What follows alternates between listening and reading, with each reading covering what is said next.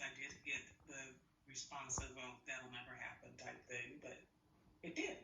And it happened in May of 2007. It was truly, truly a blessing. And to see it happen after speaking it into existence officially is what I did. I said to myself and to a few others that this is what I plan to do. And with that intention, I made it happen. So back up a second. How did you, well, let's just start there. So how did this happen exactly? I'm an avid reader, especially of books dealing with the mind or subconscious mind. So I also took various courses, personal development courses. And from those courses, I'm going to say that jump started me into the possibility of believing even more. And I grew up having faith pretty much because of my religious background. But it wasn't until I started really investigating the power of the mind. The book that really stood out for me was The Power of the Subconscious Mind by Dr. Joseph Murphy. I've also read a few other authors, a number of them, Napoleon Hill, Rich Dad Poor Dad, a number of books. But what really stood out to me from The Power of the Subconscious Mind was it was written in such a way where you can understand it. Plus, he used scriptures, affirmations, meditations in order to train the mind. And so I actually did the work by following what I read. And with doing that, being that I had a background where I was into meditating anyway and praying and doing my I ams, I just utilized that and just kept the faith, and it happened. And it's something to me that it can happen for anyone. It's the same as when you're shaking your head now. No, I'm not saying no. I'm just saying it's incredible. My belief is that it can happen because essentially our thoughts we're thinking all the time. And whatever it is that we think about, good and bad, will find its way to manifest in our life. So I lately have been doing a lot of more research into that and being very mindful of the words I speak, and also being forgiving of myself and others when the speech or the words needs a little bit of correcting in order to be in alignment. Because to me, it takes work. It's like an athlete training to be the best at whatever it is that they're doing. Even an actor or a CEO of a corporation, you cannot get there without doing the work. So that's what this is about: doing the work in order to manifest whatever it is.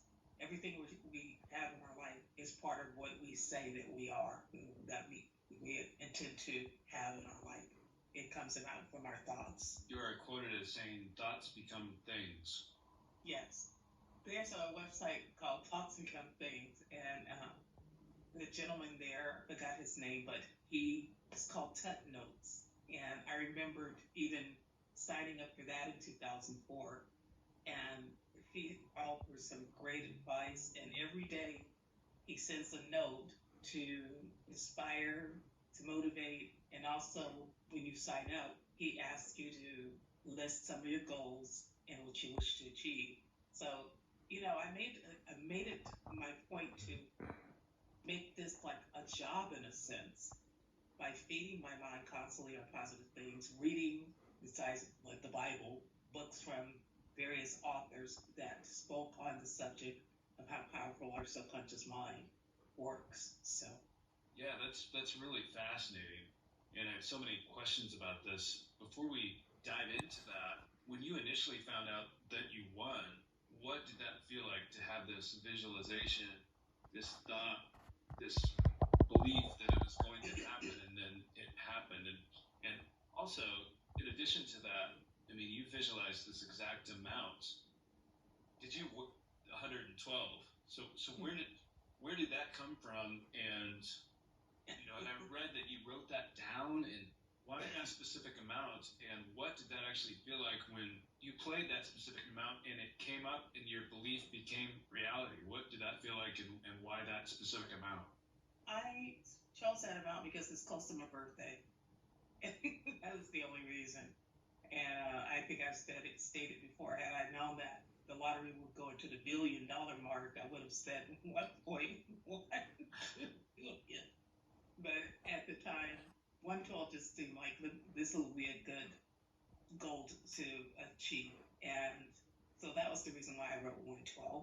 The other thing about visualization It is so important. That's why my book that I'm writing is called See, and using the power of visualization to manifest in life. I made it a point to also make a vision board. I made it a point to do, like I said, the work. The work consists of taking the time daily to essentially take a few moments of my time and visualize myself as not just winning it, but also imagining how I would feel at that time too. Because that's really important.